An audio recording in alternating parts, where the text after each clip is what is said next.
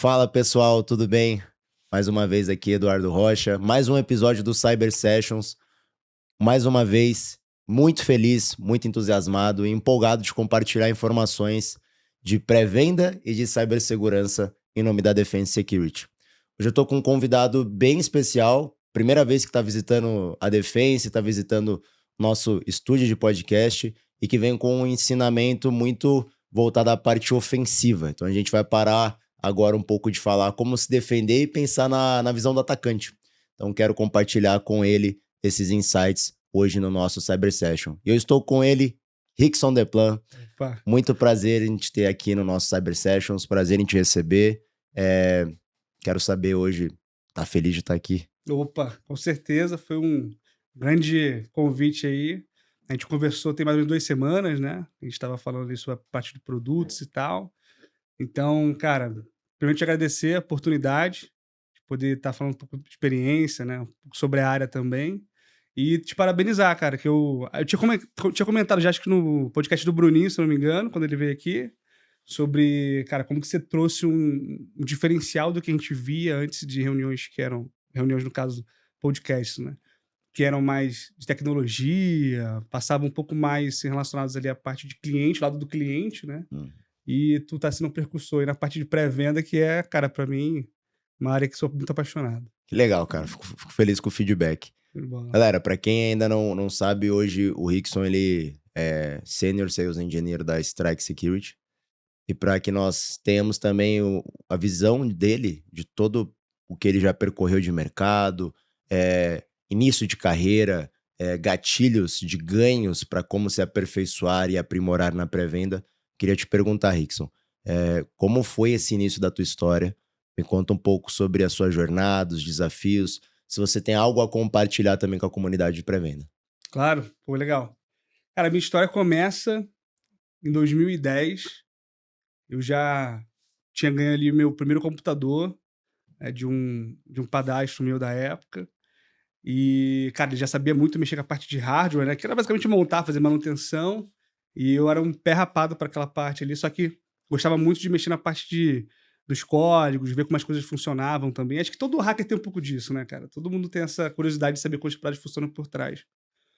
E, inicialmente, ali nesse mesmo ano que eu ganhei meu computador, já jogando vários jogos, de Grand Chase, Ragnarok, Combat Arms e vários outros, eu comecei a conhecer os hackers dos videogames, né? Era aquele cara que soltava habilidade o tempo todo, cara que tinha vida infinita, sabe? E ali eu falei, cara, como que esse maluco faz isso, velho?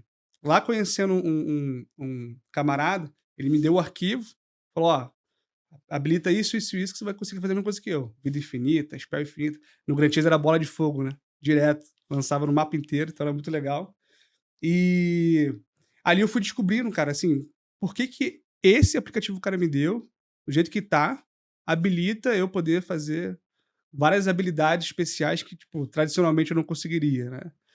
E eu lembro que era até um código em Java e tal, era, pô, parada mó zoada, né? Pra mim, na época, tinha 11 para 12 anos ali, não entendia bolhufas. Mas ali que veio a curiosidade, tipo, me despertou a sensação de, tipo assim, cara, eu preciso entender isso. Eu preciso saber qual parâmetro que eu altero agora pra não mais só lançar habilidade infinita, mas também ter, sei lá, um outro recurso que junta todo mundo num lugar só, sabe? Eu joguei Combat Arms. Ah, legal. E aí você tocou num ponto que reviveu a história. Eu É. lembro de também ter recebido um software, só que eu não fui explorar ele. Eu É. lembro que alguém falou assim, cara, você tem que habilitar isso e isso. E aí eu tinha o telekill, Aham, tinha a telinha que acompanhava o cara, é. tinha Wallhack. não errava a mira também, É, só não errava headshot. tiro, exato.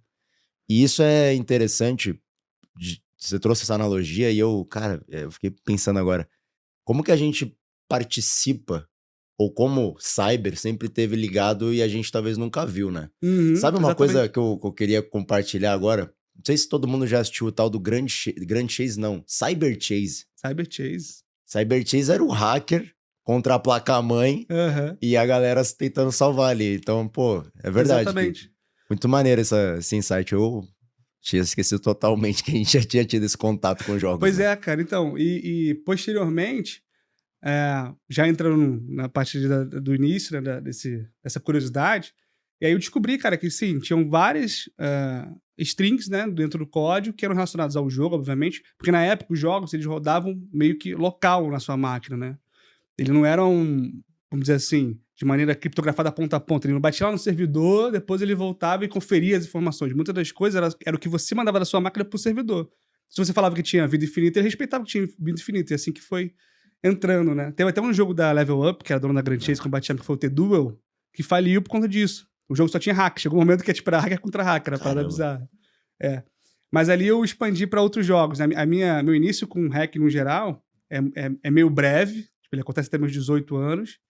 Mas ele é muito relacionado a jogo. Sempre foi a jogo. Depois, ali, com meus 12 anos, mais ou menos, eu passei numa banca de jornal, que é aquela história que eu estava discutindo agora há pouco. Sim.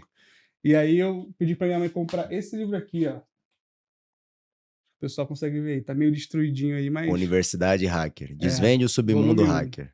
Volume 1. Muito também, pensando que fosse relacionado a jogos, naquela época eu falei, pô, peraí, tem um hack do jogo, Universidade de Hacker, vou hackear mais jogo, pra eu conseguir utilizar mais jogos. E não, na verdade, aqui eu comecei a ver que a parada era bem mais embaixo, sabe? E esse livro foi muito interessante porque justamente me abriu também uma outra vertente, cara, sobre principalmente a parte de ética, vamos dizer assim, né? Porque aqui ele fala sobre como esconder o IP, sabe? Como você fazer algumas táticas de ataque e de defesa também. Tipo, ele explora algumas camadas que antes eu só imaginava que acontecia para jogos. E aí comecei naquela época, era o Backtrack 5, que acho que é o percussor do Kali Linux, né? Sim. Então, ali a gente comecei a fazer algumas brincadeiras já também, e foi muito interessante, porque começou a se tornar muito rotineiro. Então, cara, aí você começa a entrar em fórum, começa a conhecer um outro cara que já é mais experiente. Na época, o pessoal usava TeamSpeak, não sei se a galera vai lembrar do TeamSpeak. E aí eu usava até aquela vozinha de robô, sabe? Para não identificar o outro. Sim. Então, cara, foi muito interessante porque... Te interrompendo, Não, lembra TeamSpeak, tá de hack, deixa eu ver sua É isso tela, aí. passa a TV, né? Não Passa sei a como TV, é que era o o termo. TeamViewer. E aí o cara entrava na tua própria máquina, olha a loucura, né? A gente deixava o Isso cara aí. entrar na máquina pra Pra ver, avaliar. buscar se tinha software. Exato. E é tão interessante isso, porque a gente trabalhava já meio que entendendo o uso de um software, como que esse software pode ser corrompido e como ocultar o software numa máquina para alguém vai inspecionar. Exatamente isso. Então a gente Exatamente meio que isso. já via isso, né? Já ia. E se você for ver assim no geral, essa nossa fase da tecnologia, que a gente pegou ali, vamos dizer, anos 2000 para 2013, vamos botar assim, tem pessoas que também já programavam com Tumblr, por exemplo. O cara mexia lá no HTML, CSS direto já, sabe? Então, assim, essas analogias são muito interessantes porque a gente só reflete depois que começa a entender as coisas, né? E eu só comecei a entender as coisas tipo, com 18 anos, muito tarde já, infelizmente. Mas antes disso, eu comecei a fazer Toda brincadeira. essa vivência que tu teve e esses insights que você foi obtendo, você ainda não tinha ingressado no mercado. Não. Aí eu comecei com 11 anos, na parte de videogames, né? E, enfim, muito script kid, que a gente chama. Sim. Muito, cara, cabação, assim, entendendo como que era a dinâmica ainda. Mas já fazendo algumas alterações no código. Tipo assim, o programa que eu tinha pro Grand Chase, por exemplo, ele tinha... Comecei a entender, interpretar o que estava marcado para me dar vida infinita e o que tinha mais que poderia ser marcado que o programa nem tinha ainda, sabe? Então era até uma coisa muito crua, assim, de você... Era tentativa e erro, basicamente. Então eu marcava, mostrava um código e testava. Aí ele ia lá e liberava uma parada a mais. Então foi muito brincando nesse primeiro sentido. Eu já vejo uma grande virtude que eu considero para todos os pré-vendas, que é ser autodidata. E se você Perfeito. consegue, dentro do teu laboratório, dentro da tua casa, com livros, entender como que as coisas funcionam, é tipo, sei lá, vou dar uma analogia aqui. É tipo jogar bola. Você sabe que tem que fazer o gol.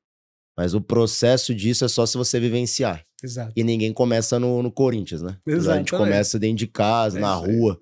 Então, você falou ali que talvez, pô, ainda inexperiente. Na verdade, não. Acho que ser autodidata é uma grande virtude que tu já estava adquirindo e quando chegou no mercado, já muito mais maduro. Que outras pessoas que vão para a faculdade, por exemplo, só leem, não praticam, não vivenciam, chegam até defasados. É verdade. Isso é muita verdade.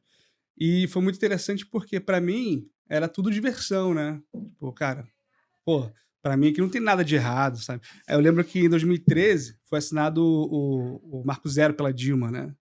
Que ali falava sobre a lei do digital, vamos dizer, a primeira lei digital que a gente teve no Brasil para poder ter, de fato, ali uma punição por hackear as coisas, né? Ou danificar aparelhos e tal. E eu lembro muito bem disso, já te conto o porquê. Mas ainda em jogos ali, eu comecei a ir para outros, explorar outras variáveis e comecei a fazer parte de engenharia social num jogo Rabu, já viu? Falar do Pô, Rabu? Rabu sim. Rabu do hotel. Então, exato, Rabu Hotel, exatamente. Então a gente fazia aquela pegadinha, né? Cara, ó, entra nesse link aqui, coloca teu usuário e senha, roda a roleta, o número que sair eu vou clonar seus mobs. Né? Tu põe um sofá, tipo, eu vou te dar 10 Caramba. sofá. Só que, obviamente, o site era hoje a gente chama de phishing, né? Sim. E quando o cara colocava o usuário e senha, a gente rapava a conta dele toda. Então foi muito interessante porque a gente começou a fazer várias dinâmicas. De novo, criança, hora da criança, né? Acho que não é um crime isso. Mas eram várias dinâmicas que eram assim, cara, vamos fazer sei lá, vender um mob aqui, é um mob raro, né, que a gente chamava. O mob é tipo um móvel dentro do jogo, né, um item. Não tinha crédito, cada. Exato, Era exato. super caro na analogia do jogo. Exato. Então a gente vendia ele, que era carão, aí pegava 2 barras de ouro, uma sacola de dinheiro e falava que tava clonando ela. Mas, tipo assim, eram 2, sabe? A gente só falava que clonava e o cara, pô, também quero isso. Isso tomou uma proporção tão grande que do Rabu surgiu o Rablitz Hotel, Isso que era aí. o aberto, com tudo já Exato. disponível. Exatamente isso. São os hotéis falsos, né? Isso, Tem o exato. Rablet, tinha vários lá, Rabid. Tipo, outro servidor, mesmo código ali, só É. que tudo abertão, todo mundo com dinheiro. Exatamente isso. Então, começou e eu fiquei muito tempo nesse esquema, sabe? E, de novo, pra mim era tudo diversão. Ou pra mim, sei lá, roubar a conta de alguém não tinha esse peso que eu sei que tem hoje, Sim, mesmo que em um sim. jogo, né? A gente vê pela Steam, por exemplo, que tem seus recursos de segurança lá e trata isso muito bem. E aí fui brincando com essas partes, migrando de jogo para jogo. Alguns jogos davam, de fato, outros não. Tipo, alguns eram chatos, tipo Transformice, por exemplo. Transformice do Ratinho. Era zoado de tu ter um hack. Tu teleportava direto pro buraco, você pegava o queijo, tipo assim... Então, o Transformice? Transformice, Aham. Tipo assim, a graça do jogo era você ter a dinâmica de tu pular os desafios, né? Sim, Correr com jatos, pegar o queijo. Um que te teleporta e você ganha, cara, que graça tem. Então, foi bem legal. Conheci excelentes pessoas na época lá também que faziam essas traquinagens aí. Mas, porque eu falei da parte da lei da Dilma, né? Já entrando um pouco nisso, eu tinha 13 para 14 anos e ali eu fui pro meu primeiro técnico de informática, que era atrelado à escola, né? E lá, cara, eu já também com essa experiência, entre aspas, né? Não era nada tão grandioso, e já também por conta do livro Universidade de Hack, já olhando mais a parte de redes, eu comecei a já ter mais entendimento sobre, cara, peraí, então, o que é de fato uma rede, né? O que é uma organização? Que para mim antes era cruzão. Uhum. Era Wi-Fi, antes disso ainda na internet de escada, né? Então, a gente começou a explorar um pouco em relação a essa parte de cabeamento, protocolo IP e tal. E aí eu lembro que no segundo dia de aula, tinha um professor, que era o Branco, eu lembro dele até hoje aí. Professor, se estiver vendo aí, ó, muito obrigado. Ele fez uma retruca, uma pergunta minha, que foi o seguinte, eu falei, cara, professor, a gente tá usando notebook aqui e tal, dá pra você compartilhar a senha do Wi-Fi com a gente? Ele falou, cara, você quer a senha? Pegue. Pega, pô. Tenta hackear. Falou assim mesmo. Aí eu olhei para uns parceiros, meus amigos, e falou, caraca, velho, como assim tem que hackear a escola e tal? Como assim, pô? Será que tá falando zoando, tá falando sério?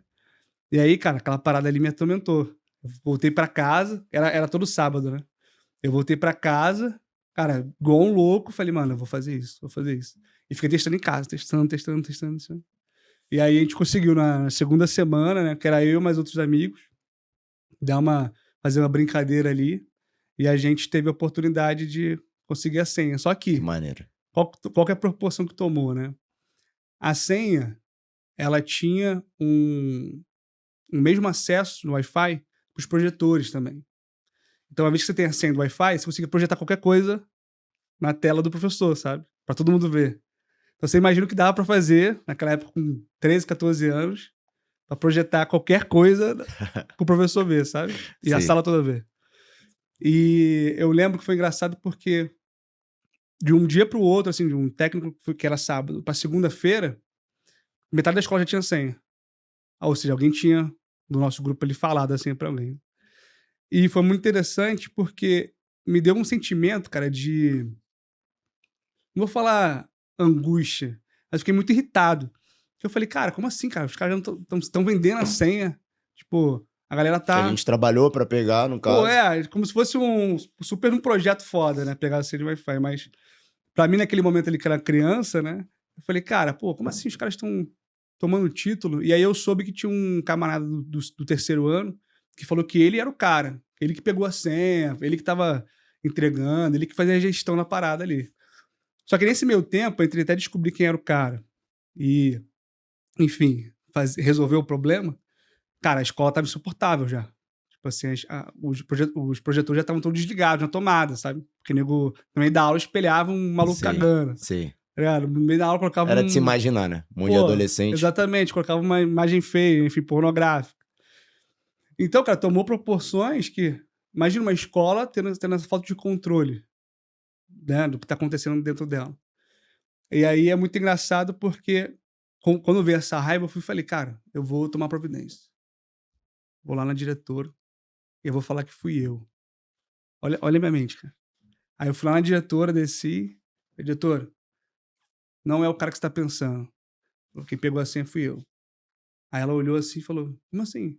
Não, usei isso, isso e isso no técnico de informática no sábado. A gente conseguiu pegar a senha e não foi ele que tá te vendendo, né? E falando que ele conseguiu fazer essa traquinagem. Aí ela teve uma reação que eu não esperava. Ela falou, nossa, mas você então, nosso prodígio aqui da escola. Pô, que legal, cara. Vamos lá conhecer o pessoal de informática. Eu nem sabia que tinha na escola. Caramba. Aí eu falei, pô, vamos, legal. Os caras vão me receber super bem, né? Cara, entrei na sala. Tinha uns caras, tipo assim, com 30, 34 anos. O cara fechado, assim, tava tudo em pane, né? Era responsabilidade deles. Toda a parte Ah, de sim, TI da sim. escola. Senta aí, garoto. Aí eu sentei. Falei, caraca, Você acha que é brincadeira? o clima tá pesado. A diretora tava do meu lado, né? Então eu sabia que nada de mal ia acontecer. E aí, cara, ela foi e falou: esse aqui é nosso menino prodígio, nossa estrela da escola. Conta aí como você fez. Aí eu, marrentão, né? Ó, usei isso, isso, isso aqui. Era o backtrack 5, né? Ah, Fiz isso e isso por esse jeito. Os caras falaram: tá bom, vamos resolver. Aí no outro dia já tinham resolvido, resetar a senha e tudo mais. Mas nessa mesma noite, né, porque eu fiquei lá quase o dia todo na escola. Nessa mesma noite a diretora foi, depois que encerrou tudo, me chamou e falou: cara, você consegue vir aqui domingo de manhã e trazer o seu pai e sua mãe? A gente ia conversar com eles. E aí, pra mim, juvenil, né? Falei, pô, ela falou que eu sou um prodígio. vai elogiar. Me apresentou pro time de TI. Sei. Sacou? Me puxou meu saco ali. Super feliz, né? Que eu era o prodígio dela, estrela. Falei, agora, professora. Tranquilo, era uma sexta. Aí teve o sábado, teve o técnico. Os professores já, tá ligado? Já sabendo a situação. Aham. E no domingo a gente foi lá de manhãzinha, tipo 7 da manhã. E aí eu contei pra minha mãe no sábado. Mãe, pô, a gente tem que ir lá na escola amanhã e tal. O que aconteceu? Ah, pô, aconteceu essa situação aqui. Eu fui lá, falei, né? Porque tava tomando proporções maiores. Tipo, herói da pátria. E eles convidaram vocês pra ir lá. Aí minha mãe falou, cara, será que eu vou te dar um emprego? Um jovem aprendiz? Pô, vai ser legal pra caraca. E meu padrasto, na época, ele trabalhava na Supervia, então ele pernoitava, né? E aí ele veio todo animado, chegou às 5 da manhã, já buscou a gente, fomos o caminho todo no Celtinha dele, falando, né? Cara, vamos conseguir emprego. Pô, 14 anos, 13, 14 anos, vai conseguir um emprego, que legal, cara, maneiro. Pá. Chegamos lá, tava 2 advogados e os donos, que eram, tipo assim, os caras de 80, 70 anos da rede inteira da escola, todo mundo sentadinho lá, todos os diretores, todos os professores do técnico, tipo, todo mundo de mais alto nível, os coordenadores e tal. Senta aí e tal. Pô, vai ser maior Você prestígio. já gelou Né? já, né? Não, pra mim, assim, falei, maior prestígio, né? Ah, você ainda achava que ia ser coisa boa Meus ali? professores estavam lá, Sim. sabe? Tava o coordenador lá, tava todo mundo lá. Falei, cara, que legal. Todo mundo veio falar, só que aí eu olhei pra minha mãe e meu padrasto, mano, estavam gelados, assim, já entendendo a situação. E aí a gente sentou na conversa, a primeira coisa que eles falaram foi pros meus pais, né? Você sabe que se a gente quisesse, a gente podia prender vocês, né? Assim mesmo. Aí Cara. eu, caralho, como assim? Não vai falar de emprego, não, pô? E aí foi engraçado, porque justamente, tipo assim, 3 meses antes, a Dilma tinha assinado essa nova lei. E é o que eles estavam usando pra se basear no crime. O advogado, quando ele pegou lá, a gente leu e tal. Por isso que me marcou muito, sabe? Tava lá certinho, todo o processo que eles poderiam... Se enquadrar ali. E exatamente, ou nos processar, ou enfim, prender, né, em alguns casos também, né? Porque não sou eu que respondo, são meus pais. E aí o acordo que a gente chegou foi que eu fui convidado a me retirar do técnico. Então eu fiquei ali 10 meses, acho que 10, 11 meses. Foi uma... Era 3 anos, né? Cara, Eu isso fiquei só daí um aninho. é motivo pra criar um livro, né, velho? Ah, não, que jamais, tá louco, Tipo, jamais. Rickson Deplan tá lá, hackeei a escola com 14 anos e fui expulso. Tipo, cara, Kevin Mitnick 2.0, Não, pô, cara. quem dera, tá louco. Não sou nada, não sou nada. Que maneiro, pô, história legal essa daí, cara. É legal, é A gente legal. nunca tinha conversado sobre essa, então... É porque, assim, pra mim, né, como eu falei, é tudo muito inocente, né? Muito Sim, descobrindo sim, as paradas. Então, cara, quando eu soube que dava pra hackear um Wi-Fi, cara, que pra mim foi sim. explodir minha cabeça. Só que depois disso, estamos falando de vou botar de 14 anos. Eu comecei a fazer outras coisas que aí de fato eram mais erradas, né? Na época tinha um termo chamado The Face. Os caras pichavam no site, sabe? Então, cara, aí já não era tão legal. E aí eu comecei a ficar um pouco mais atrelado na parte de hacktivismo, né? Que era um posicionamento político. O primeiro que a gente atacou foi o Paulo Maluf, eu lembro até hoje. Mas acho que já Sim. caducou já. Acho que falar isso acho que não é mais crime, não. Se O for crime também, Rota te na corta rua. aí. Não. Mas sim, então, tipo assim, tinha um grupo na época, o Anonymous, né? Que ficou muito forte por isso. Hoje em É, o dia o pessoal Anonymous zoa muito, explodiu, né? mas... É, o Anonymous, ele pegou um hype bem forte. Você É, comentou dessa parte de fazer as coisas inocentes pela vivência que teve, né?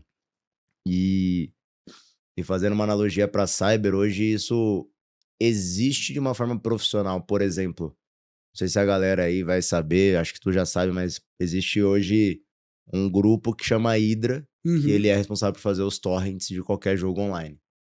E hoje a gente pega, sei lá, GTA 6, é uma produção Exato. bilionária, Um dia depois, 2 dias depois. e aí tu baixa via rede torrent.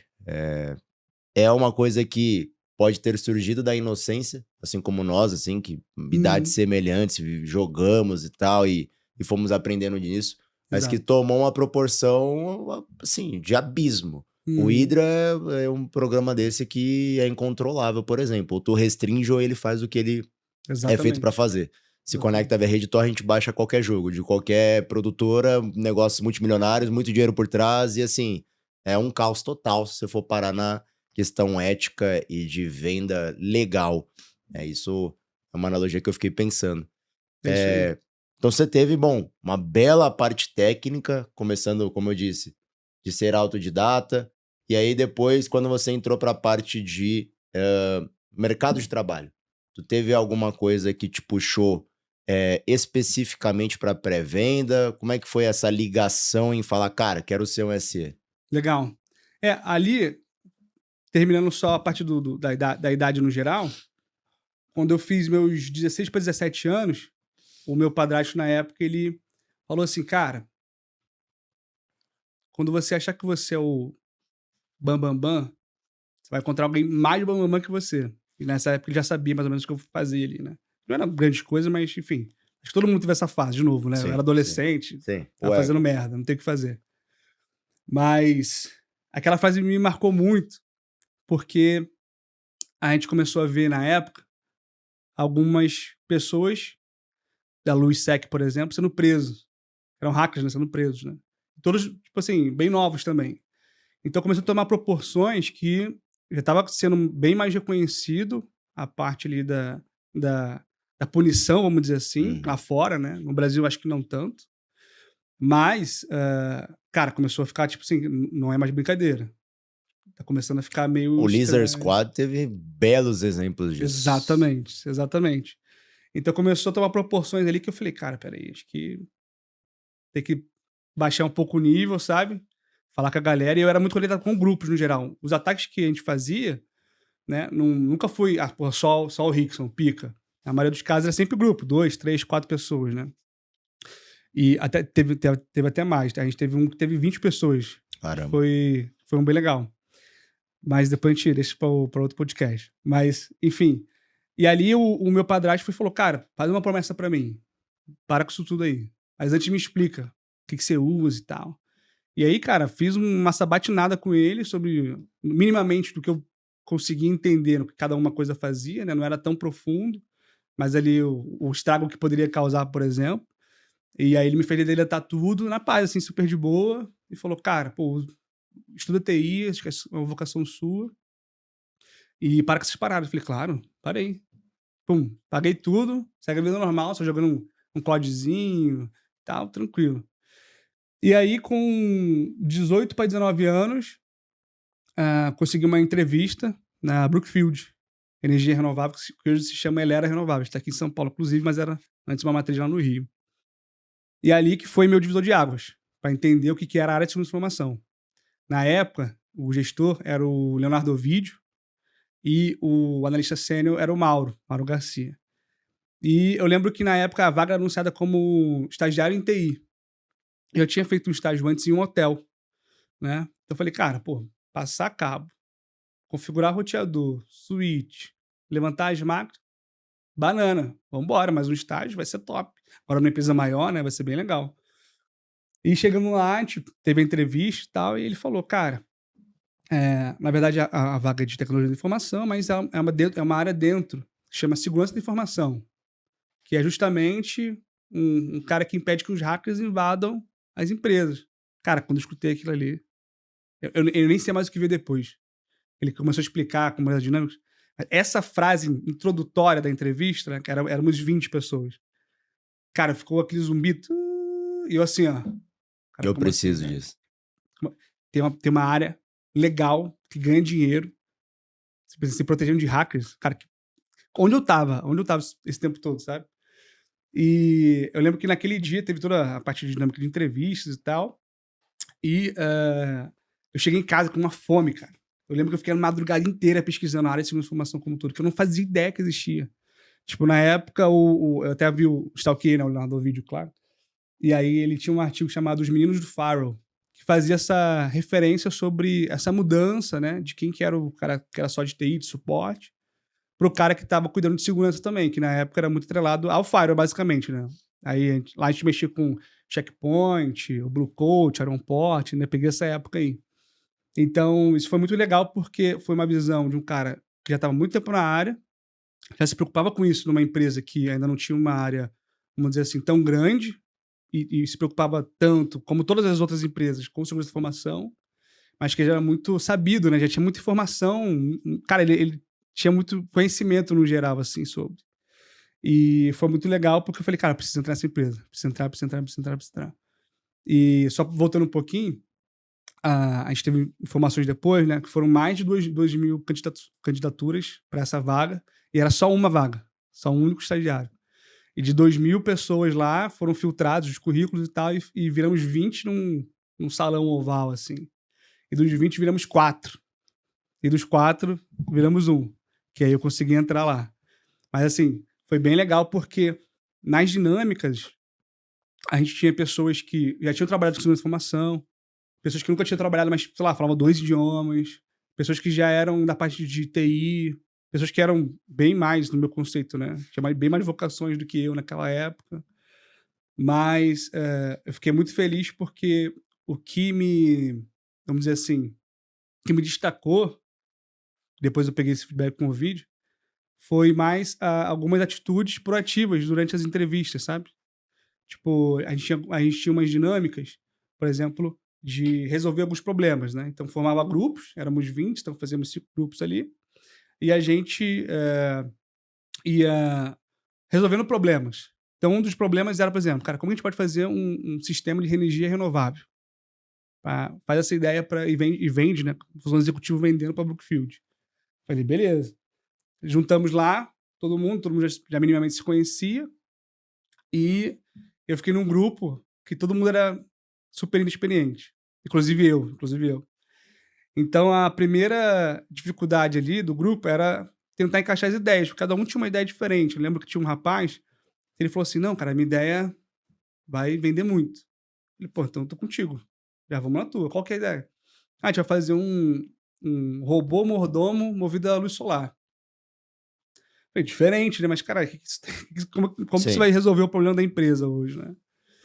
E aí, na época, eu tinha visto um documentário, uma ideia, que era colocar pistões de pressão lá em Nova York, que era uma das cidades que mais recebiam pessoas, né? E esses pistões de pressão, eles ficavam nas calçadas. Então, como as pessoas passavam em cima, aquela energia era acumulada e aquilo ali depois se transformava numa energia renovável que podia acender toda a cidade, sabe? Então, é muito interessante porque é uma ideia, pô, maravilhosa, numa das maiores cidades que recebe mais gente no mundo.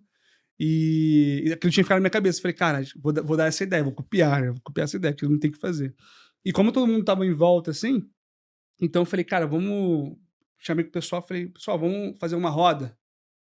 Isso foi um dos motivos que a equipe, né, o Mauro e o Ovidio, tinha visto diferente. Quando tava todo mundo um do ladinho do outro, assim, conversando assim e tal, eu tive a proatividade meio que inocente ali de falar, não, vamos fazer uma roda. E posteriormente também eu fui o único que foi lá falar com eles e tal, perguntar, cara, vocês participam sempre? Como que é a área? Não sei o quê. Coisa de 1 minuto no máximo. Mas foram atitudes que hoje eu vejo que me destacaram de alguma maneira, mas que já davam algum gatilho de um cara... Poderia ser um pré-venda, por exemplo. Né? Um cara que vai lá entender a situação, enfim. E posteriormente, fiquei lá 2 anos na Brookfield, foi muito legal. E a gente teve eu tive algumas passagens ali, né, no caso, né?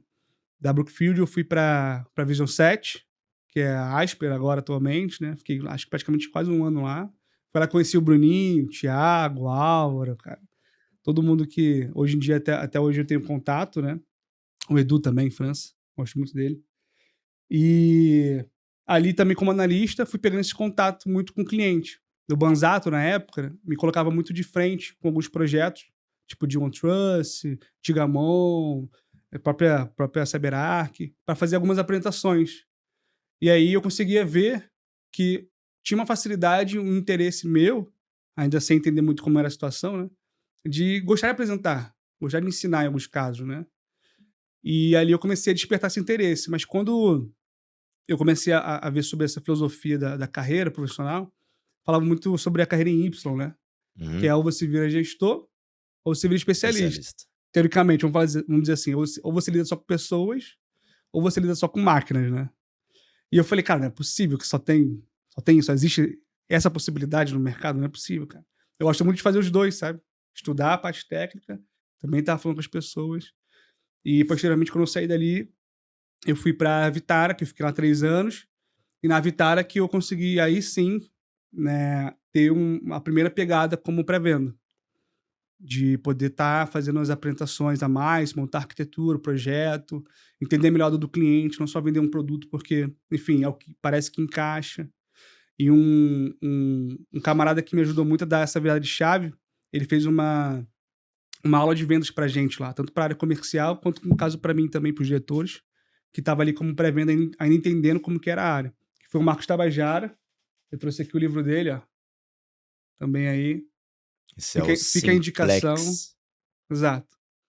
Legal. E aqui foi muito legal porque, de novo, já gostando muito de se comunicar e também gostando muito de estudar sobre a área de segurança da informação como um todo, aqui ele fala muito sobre a parte de persuasão. Cara, como que você identifica dentro do cliente quem é seu aliado? Quem que é o cara que pode ficar contra você? Quem que é o cara que assina? E como que você se comporta com cada um deles? Isso é uma visão vamos chamar assim, de hunter, de caçador, que geralmente um account manager tem, um vendedor tem, já nativo, né? Ele já entra numa empresa já olhando essa relação que ele vai ter com as pessoas, né? E pra mim foi, cara, virada de chave. Falei, brother, então tem algo a mais que eu preciso saber, além de só querer conversar e só querer escutar. E aqui, cara, foi 100% divisor de águas. Pra mim, foi de novo, um segundo gatilho, assim como foi lá na Brookfield, quando eu escutei sobre essa informação, sobre qual que era o meu papel como pré-vendas, qual que era o meu papel como a gente chama de Trusted Advisor, né? Mas como um cara confiável para os meus clientes. Sim. Não só mais um cara que vende solução, porque a solução é foda, sei lá, CyberArk, CrowdStrike, qualquer outra que seja. Mas uma solução que faz sentido pro cara. Não vendeu o logo, né? Exato. Vendeu e entregava.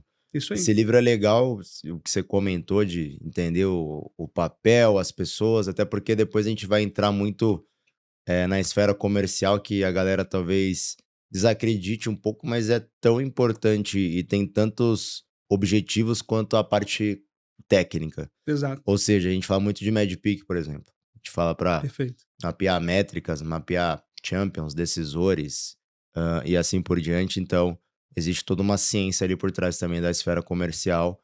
Muito boa indicação, acho que é interessante até o nosso público ver isso e entender que até um cara que vem de uma base técnica, totalmente técnica, parou em um momento da vida para entender a outra metade da laranja, que seria essa parte comercial. E tudo que você tem que estudar, se capacitar, errar, aprender, refazer você como ser humano para avançar. Uma das coisas que eu tive de melhoria foi sorrir mais, para poder passar mais acessibilidade do cliente para comigo. Exato. E isso é legal de ver que, cara, a gente vai evoluindo, vai estudando com uma parte técnica, Perfeito. aprendizado diário. É exatamente isso. Você começa a olhar comportamento humano, nada mais do que isso, né? Eu comecei nessa época a olhar muita parte, também atrelada à engenharia social, mas o comportamental. Então, cara, comecei a perceber, por exemplo, que se o cliente se inclinava um pouco mais quando eu falava num determinado assunto, cara, tá interessado, né? Coisas básicas que a gente repara no dia a dia que a gente sabe, mas às vezes a gente nem sabe que sabe. Sabe, o cara pega o celular o tempo todo, ou tá olhando aqui uma parada Eu em ia volta. falar isso agora. Cara, ele não tá interessado. Pegar o celular é um tiro de 12 no peito, né? Mas assim, isso é de fato, mas às vezes nem é culpa dele, sabe? Às vezes eu que não tô fazendo a conexão com o cara. Sim. E eu fiz uma talk na Upsides, que foi muito voltado nisso. O tema é: o cliente não fala CVE. E o cliente, né, pra gente ficar mais claro sobre o que é, mas o cliente se encaixa também como um gestor, um coordenador, um CISO na empresa, você no papel de analista, por exemplo. Que é justamente como que eu engajo esse cara no meu mundo técnico a me dar apoio. Cara, eu vou falar de CVE com ele. Tipo assim, ele pode ser um CISO que cresceu no âmbito técnico e ele entende o que eu vou falar. Mas se eu não trago para ele de uma maneira, vamos dizer assim, mais mastigada a informação, como que ele vai ver importância nisso? Como que ele não vai me olhar e falar: pô, esse cara aí ele tá bisbilhotado na parada ali, atrofiado na parada técnica. Como que eu traduzo isso, mensuro isso como um risco, né? E eu falo, além disso, né, dando continuidade na talk, eu falo sobre a parte de vestimenta, por exemplo. Cara, que impressão que eu quero dar para um cliente? Se eu tô indo para um cliente que eu vou tomar esporro, que cor de camisa que eu vou usar, sabe? Se eu tô indo para uma entrevista, que impressão que eu quero passar? Isso é muito interessante porque a gente acha que, mas isso é baboseira. Quando a gente vai ver, por exemplo, esses famosos que fazem alguma merda e querem se desculpar publicamente, Roupa de bichinho. branca, cabelo molhado, inocente, sem maquiagem.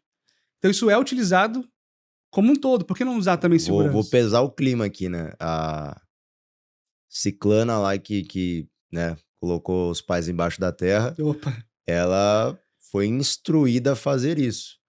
E a gente fala aqui universo hacker, cibernético, cara, engenharia social, velho. Engenharia exatamente. social pura. Eu vou, pra fechar um contrato, eu vou de terno, passando respeito à autoridade. Claro. Foi acusado, né, como essa ciclana aí, tipo, cara, ó, acuada, mas assim, já vê um olhar assim de cautela, de medo, e tem muito disso nas empresas. A galera acha que não, mas, por exemplo, um insider nem sempre é o cara que tá de terno. Talvez é o cara que você desacredite. Exatamente. E a gente começa a ver isso cada vez com mais embasamento, até como você trouxe aí. Perfeito. E isso já é uma tática, né, utilizada há quantos anos? Milhares, né? Milhares de anos, né? A forma que eu me E vai visto. continuar. Exato, como eu quero me apresentar, como eu quero ser respeitado, né? Sim. Não é à toa que a gente tem, tipo, em filmes, por exemplo, o cara se veste de mendigo pra pegar uma informação, sabe? É. Pra ver talvez um alvo mais de perto. Isso tudo são analogias que parecem cinematográficos, talvez bobos, mas que funcionam muito no nosso universo, né? A galera de Red Team, por exemplo, vai fazer um ataque que é presencial. Cara, como que ele vai vestido? Ele vai com a camisa da H2HC? Escrito hacker aqui? Não vai, né? Ele vai Se botar um for pé em óculosinho. teste físico, então esquece. Ele vai botar um óculosinho maneiro. Ou até, no caso, copiando o crachá e tudo mais, vai fingir que é o cara de TI, talvez um cara mais frágil, um cara mais tímido. Ele vai assumir uma persona que não é ele, sabe? Para poder atingir um determinado objetivo. Isso é o quê? Engenharia social. Sim. tá muito atrelado de novo. Essa parte de vestimenta, que eu falei lá na Talk, né? Que foi muito interessante porque até recebi um feedback na semana passada de um camarada que estava lá. Ele falou, cara, eu fui fazer uma apresentação sobre riscos no meu setor da minha empresa, trabalhar numa empresa de energia. E, cara, a roupa que eu coloquei lá, que eu fui, né? Que eu comprei para ir e fazer essa apresentação para os executivos, foi uma roupa pensada na sua Talk. Com base no que você apresentou lá, eu comprei minha roupa. Falei, cara, que legal. Não, Velho. isso é muito maneiro. É muito Isso é irado, muito maneiro. cara. Porque, Quando assim, você fala e a pessoa aplica, é sensacional. é exato, assim, eu não sou nenhum dono da verdade, sabe? São coisas que eu aplico na minha rotina, que funcionaram pra mim e eu tento botar. Às vezes Sim. pode ser uma puta numa baboseira também, né? Vai saber. Ah, mas eu acredito que tudo tem um porquê. Sim. Tem coisas que talvez sejam menos úteis do que as outras, né? Mas nem tudo passa despercebido. Exato. Mas, cara, excelente que essa visão que você trouxe, acho que da parte técnica e comercial. E aí, pra gente entrar um pouco na questão de hacking mesmo. E também de segurança ofensiva, etc, etc. Talvez a gente possa começar por aquela analogia do insider. Acho que é até interessante, porque todo mundo hoje fala de IA. Era fazer tudo com IA, porque IA, que não sei o que, não sei o que lá. Exato. Só que o que acontece é que todo o preparo que nós fizemos há 20 anos atrás era para um outro tipo de ataque e atacante. Uhum. Um atacante que era, talvez como o Rickson, esquilado, o cara movido a ter mais fome de conhecimento e, consequentemente, ele era um cara que não dependia de ferramenta, só do potencial intelectual dele. Só que, por vezes, por ser um humano, ele poderia se frustrar com uma defesa bem arquitetada, ele poderia cansar, ele poderia ter fome, ele tinha família, humano. Hoje o que nós temos é algo totalmente diferente. É alguém, uma identidade não humana, uma IA que não cansa, que se erra, se motiva para reaprender. Esse é o grande ponto, isso é base da parte de um LLM, de Deep Learning, enfim, IML que seja. Então é um outro aspecto de ataque. Porém, o ser humano que ainda detém o intelecto e o entendimento do funcionamento de um sistema, um motor de crédito que seja, que entende a lógica de uma aplicação e que é um cara movido e nascido no arroz e feijão do hacking, ele vai usar a IA em 500% a mais de dano do que se ele não usasse a IA. Perfeito. E aí, pensando nisso, Rickson, hoje nós temos vários cenários de insider, por exemplo, movimentações laterais, ataques mimicast, rootkits que ninguém às vezes nem sabe que tá ali, que é o grande objetivo, mas que, pô, como é que eu combato um rootkit? Ah, vou falar pra IA. Cara, talvez não. Se tu não sabe o que é o rootkit, não sabe qual é o princípio dele, você não vai conseguir nem com IA. Exato. Então, eu queria que você dissertasse um pouco sobre como usar a IA hoje, entendendo que o nosso inimigo mudou, mas sabendo que os ataques raízes, assim por dizer, estão ficando cada vez mais eficazes. E se na mão de um cara que tem o skill potencializado por IA, isso pode piorar. Cara, eu concordo com tudo que você falou sobre essa dinâmica nova com a IA no nosso dia a dia, né? Acho que é uma transformação para todas as áreas, mas acho que pra gente, como você falou, como a gente tá muito lidando agora, né, com a parte de malwares que já utilizam também, então, cara, a gente tá tendo uma, vamos dizer assim, evolução quase que obrigatória, né?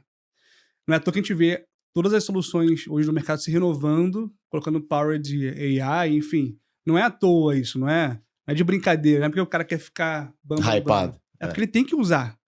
Não adianta mais. Lembra da época que a gente fazia a blacklist do Firewall na mão, cara? Ou importava, sabe? Cara, IP por IP, ia lá, botava parada, aí tinha que fazer o upload, checkpoint pelo menos Batia demorava nos um pouquinho. escutá-los, viu que tava dando lá e voltava. Exatamente, cara. Então, assim, esse passo a passo hoje que tem uma área que cuida atualmente, na parte de CTI, principalmente no Threat Hunt, que era mais manual, cara, a IA hoje te ajuda demais, velho. Precisa eu ainda ser contra a IA e fazer isso na mão? Não existe mais, né? Já era automatizado anteriormente, né? Com scripts e tal. Agora, com IA, isso potencializa. Um dos medos que o pessoal ficou, assim como o cara que é desenvolvedor, se seria substituído, né? E, de novo, entra no seu argumento. Cara, potencializa quem já está no mercado. E quem vai estar entrando tem que entrar sabendo que vai ter que aprender. Porque não tem mais para onde ir. É isso. Aí já chegou, cara. É a evolução, literalmente, das máquinas, vamos dizer assim, né? E, assim, até mesmo na minha própria empresa, por exemplo, onde eu estou, né, na Strike, a gente analisa os possíveis competidores que são open source, que o pessoal utiliza, às vezes, ou por não ter uma verba, ou para poder fazer pesquisas que são importantes, em alguns casos bug bounty também, né, claro. Então, a gente tem, por exemplo, falando de segurança ofensiva, a gente tem o Hexstrike, que é uma plataforma que utiliza o Kali Linux ali para poder fazer alguns tipos de variáveis de ataque. A gente tem o Strix também, um open code, o pessoal está utilizando muito. Então, são soluções abertas ao público, todo mundo pode utilizar. O cara que já fazia o pentest antes, hoje, ele vai estar potencializando aquele processo dele. Mas falando comercialmente, como que eu vejo essa mudança pra gente, na área de segurança ofensiva como um todo? Cara, hoje eu consigo deixar, se eu sou um cliente, o meu analista de Red Team, muito mais voltada pro conhecimento do meu negócio. Então, se ele é um cara antes que ficava esperando na esteira de desenvolvimento, lançar um deploy novo para tentar fazer ali o ataque, e posteriormente sugerir a correção, agora além de só ele olhar para essa esteira, ele também vai estar olhando, cara, onde que minha empresa está localizada dentro dos possíveis alvos no mundo e no meu território brasileiro relacionado aos malwares, né? A ZenoX fez um relatório incrível do Venom. Ah, sim. Exato. Um malware em Hat, né? Que saindo um pouco do tradicional, que era em Delphi.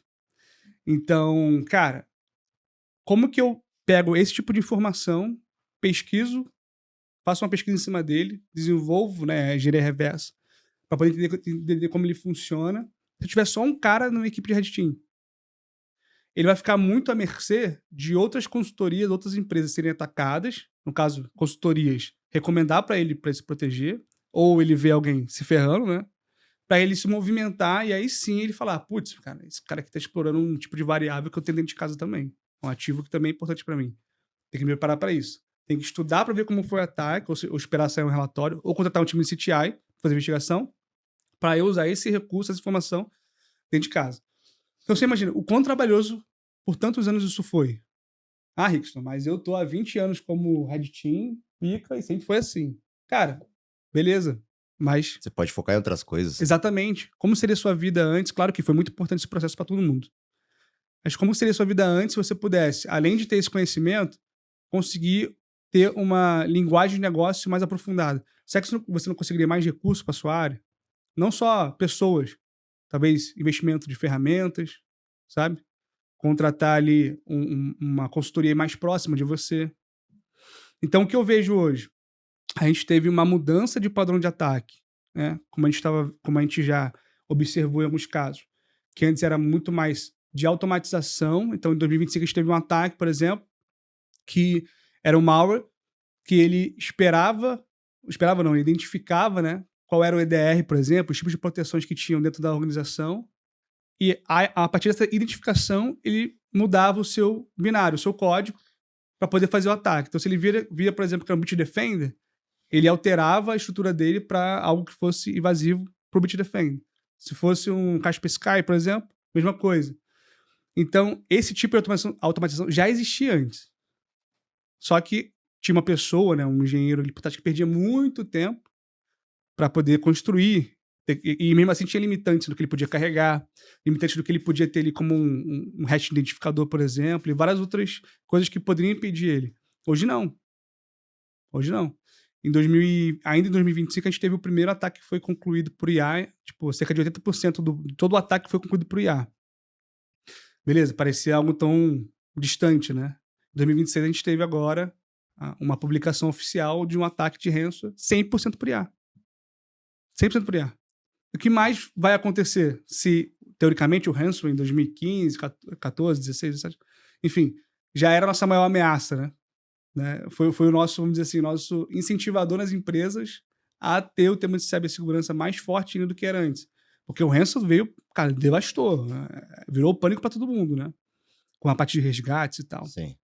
Então, se o cara já está utilizando hoje isso, dentro de uma IA, para ter, vamos dizer assim, uma expansão maior do que ele pode atacar, por que a gente não vai utilizar dentro de casa também? Tem que ter a igualdade. Imagina um ataque de IA sem a defesa por IA. Imagina um Stuxnet feito por IA. Pô, Imagina, cara. Você já não, Que já vai não tem. identificar se o equipamento é Rockwell, se o protocolo é SCADA, se não é, imagina o dano que isso pode ser feito. É essa analogia que a gente tenta implementar aqui, de falar, o atacante, até dando um passo atrás, foi muito abordado aqui, a gente comentou sobre alguns grupos criminosos, eu citei o Lizard Squad, por exemplo, mas existem outros, o próprio Lockbit, existe um grupo mapeado Redeview. o Redville tem um grupo mapeado pela Abnormal, que está surgindo agora, que é um Phishing as a Service Group, totalmente por IA, que também chama Venom. Mas o que eu quero dizer com isso? Qual que é o fator de motivação? Dinheiro, rentabilidade operacional. Quando uma empresa está entrando em uma linear de ganhos, passa-se a enxergar onde mais a gente pode ganhar, economizando recursos. O recurso ele é contabilizado por hora Exato. de trabalho. Então, você podendo trazer agilidade para isso, com IA, você acaba ganhando mais nisso. Então, além da mudança do atacante, muda também a mudança da operação dos grupos criminosos. E acreditem, isso existe. Isso é real.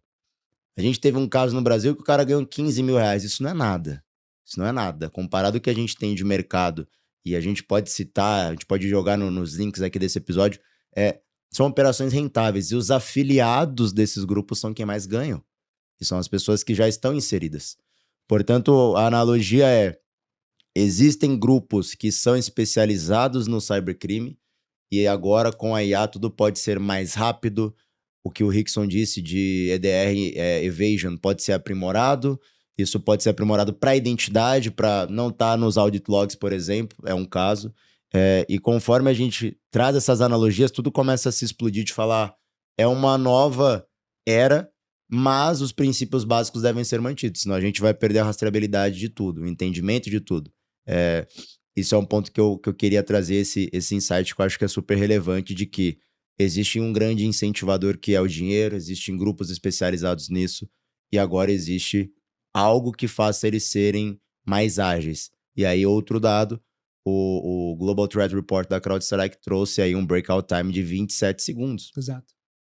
Imaginem isso em um ataque bem arquitetado por grupos que só fazem isso. Todos os dias o objetivo deles é aprenderem mais sobre a empresa, sobre as pessoas, usando engenharia social, IA, próprios softwares que são open source, que eles Exato. acabam fazendo mixagem.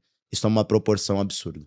Exatamente. E assim, a gente tinha, por exemplo, antes, aquele Patch Thursday da Microsoft, era lançado toda terça-feira, e mais ou menos 2, 3, 4 dias depois, a gente já tinha uma cadeia de ataques mapeados para poder explorar aquelas vulnerabilidades que eram expostas pela Microsoft.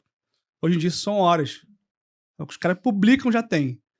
Então, como que as empresas se posicionam para fazer essa corrida, vamos dizer assim, contra o tempo, né? É como se fosse a Segunda Guerra Fria, sabe? Exato. Todo mundo querendo ir pra lua igual um louco, velho. Vamos todo mundo fazer foguete, vamos todo mundo fazer arma, porque o vizinho tá usando.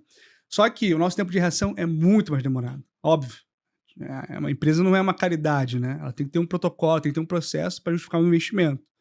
E em muitos dos casos, nosso investimento vem sempre depois de um ataque, infelizmente, né? Não tem essa cultura. Mas muitas empresas hoje já investem antes, né? Investem antes, exatamente. E geralmente são os caras que têm uma bagagem técnica muito alta, ou já passou por algum tipo de terror também desse aí numa outra empresa, né? E consegue justificar essa mudança.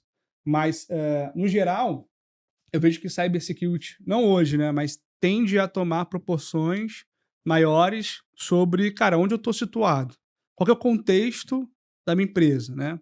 Então, adianta eu ainda falar só sobre CVE, sobre parte de vulnerabilidade, CVSS, cara, assim, será que importa tanto ainda manter essa linguagem? É importante, claro. Foi o que nos deu muitos panoramas hoje para saber mensurar o risco da minha empresa, por exemplo. Mas não é à toa que a gente tem hoje o time de gestão de vulnerabilidade, que roda o Tenable, roda o Qualys, pega o conteúdo que está ali, mas ele coloca o quê? Enriquecimento. Sim. A famosa joias da coroa, né? Quais são as joias da coroa da minha empresa e quanto que ela está atrelada a essa exposição de risco que uma ferramenta está apontando para mim, né? E como que eu trago um dado real sobre esse posicionamento.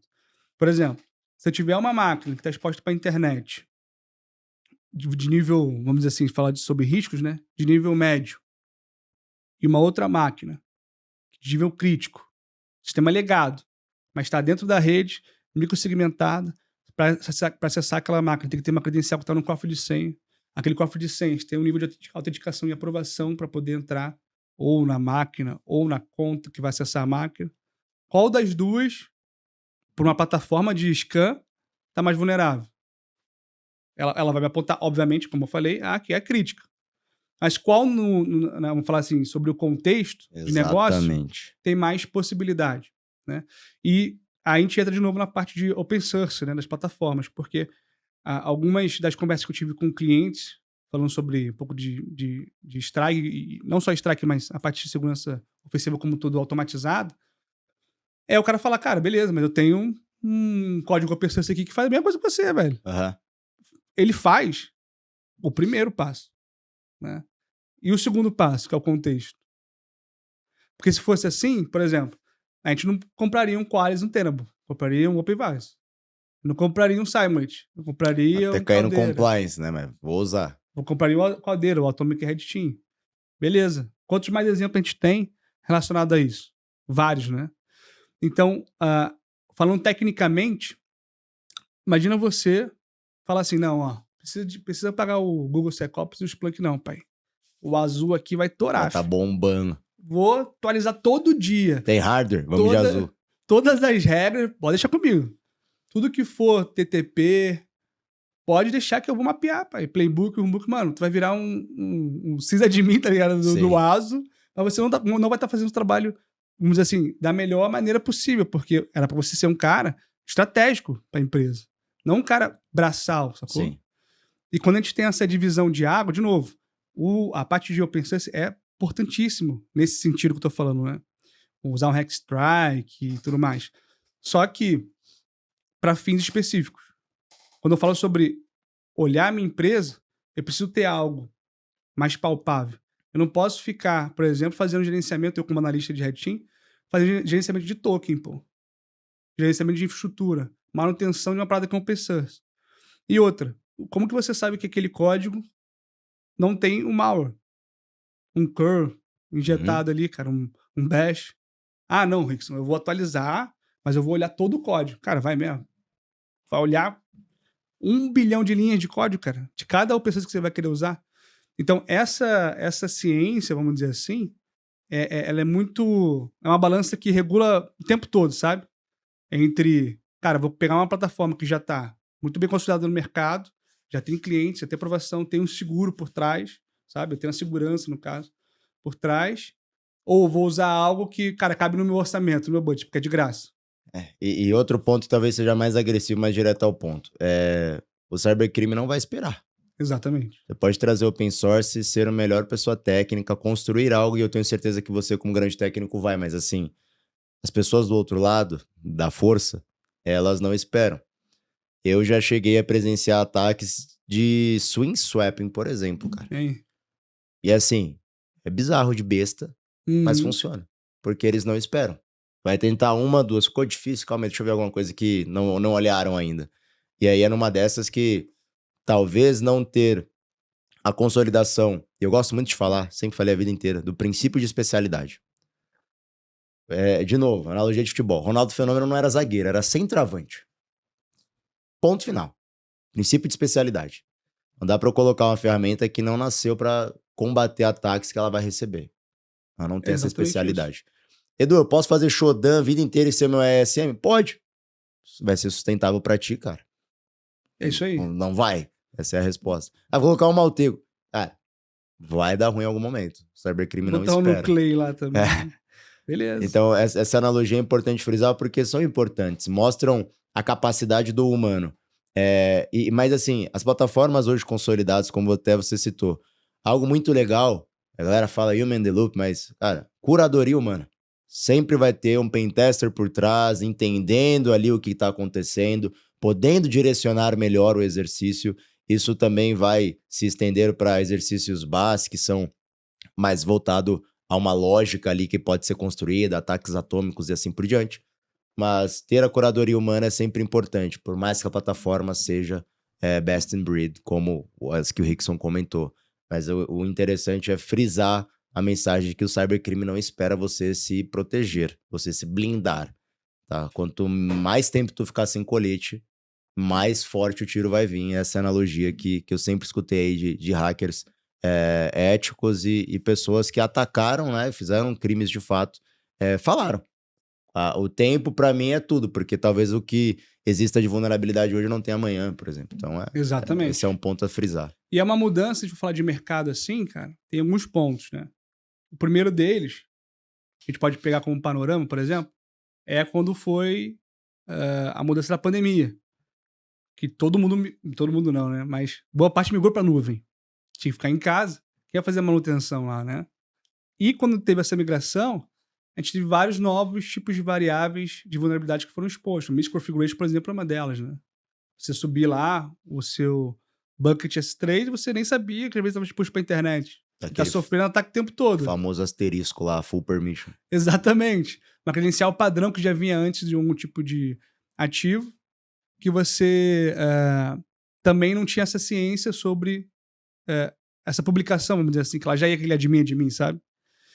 E atualmente com a IA, por exemplo, a gente vê muito vibe coder, né? Que agora não é que é a moda, mas é um facilitador de fato, e de novo, Sim. não é errado. Sim. Só que, cara, tenha ciência sobre seu posicionamento. Se você não é um cara desenvolvedor, por exemplo, cara, não, entendeu? Não tenta marcar o bambam. Pô, olha o aplicativo que eu fiz top aqui, ó.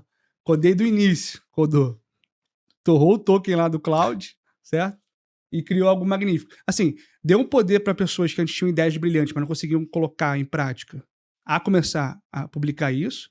Só que, no ponto de vista de segurança, também trouxe ataques que antes não eram tão vistos, ou melhor, estavam numa fileira um pouco menor e estão voltando de novo a aparecer, como o IDOR, por exemplo. Bom Então, ponto. a gente tinha, sempre teve, óbvio, sempre teve.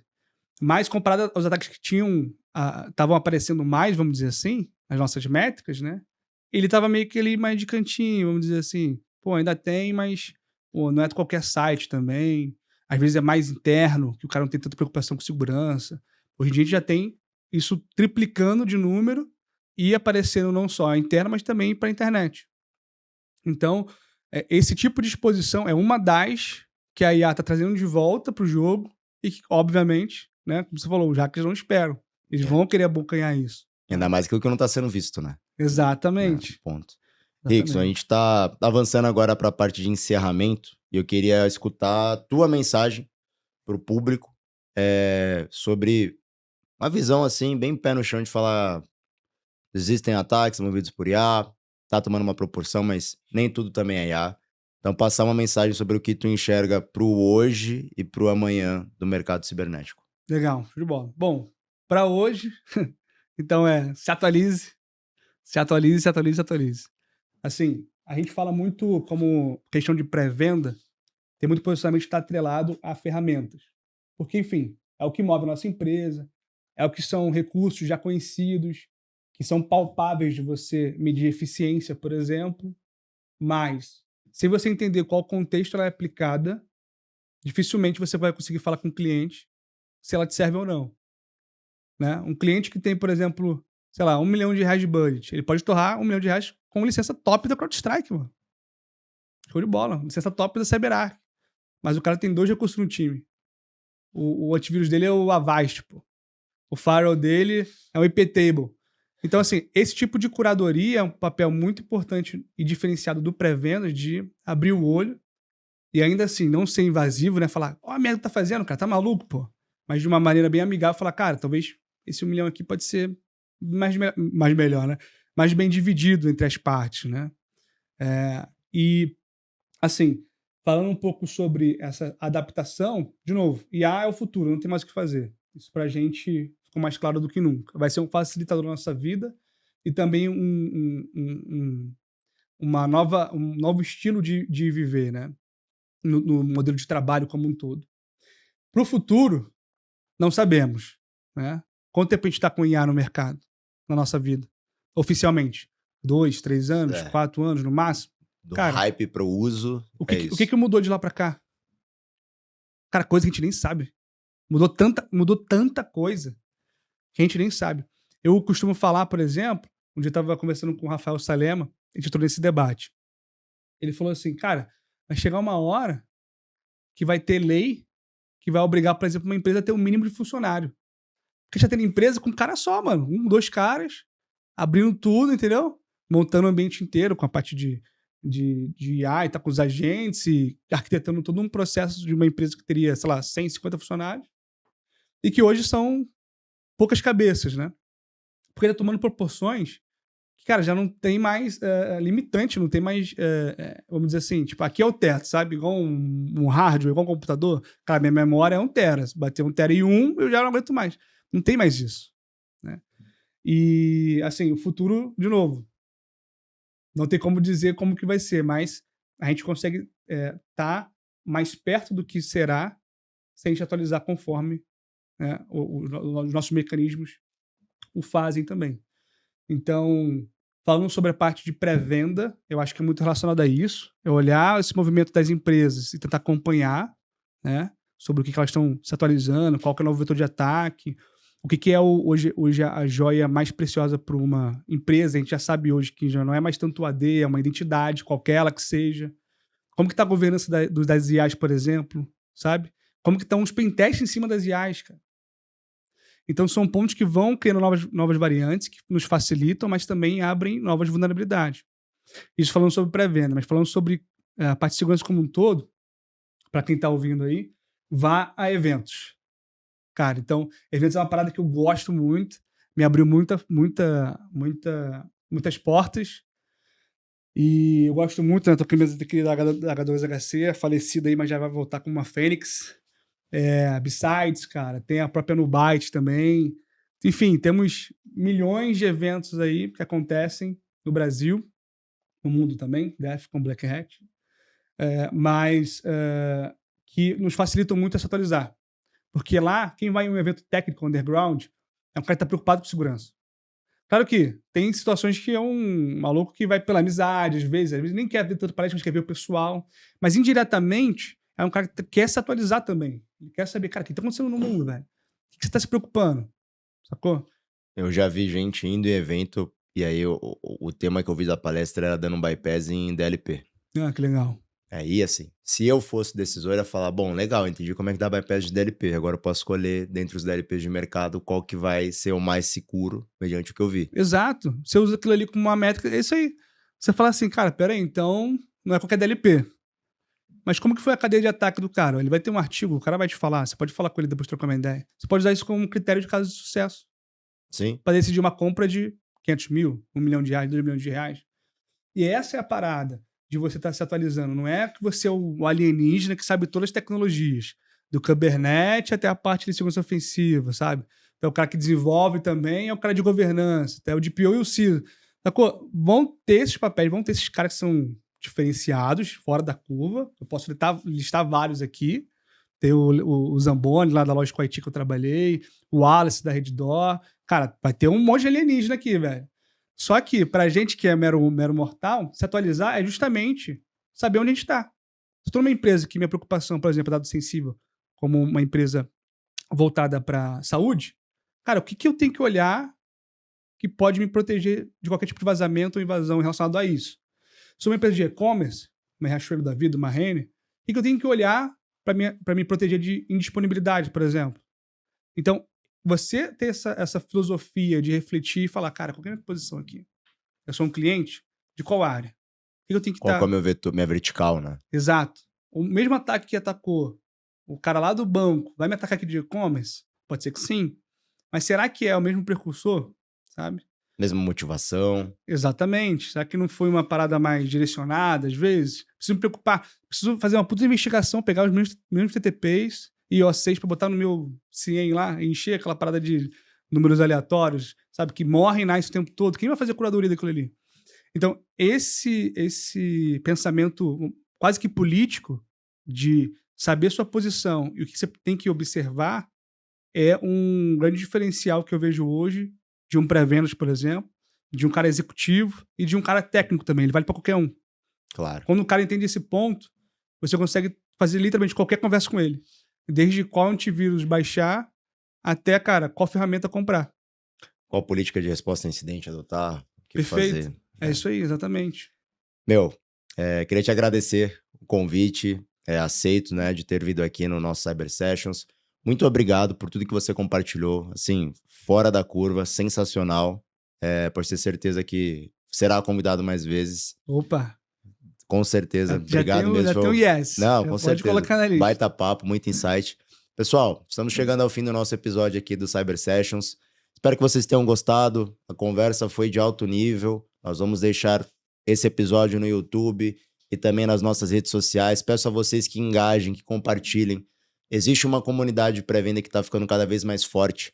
Existe outras comunidades, pessoal de Red Team, hacking, executivos que querem entender um pouco mais sem virar técnico. Então, compartilhem esse conteúdo que nós estamos produzindo, que é em prol do mercado e da comunidade cibernética como um todo. Pessoal, mais uma vez, muito obrigado, Rickson. Muito obrigado, Sensacional. camarada. Muito obrigado, Maurão, pelo apoio de sempre. Valeu, pessoal. Um grande abraço.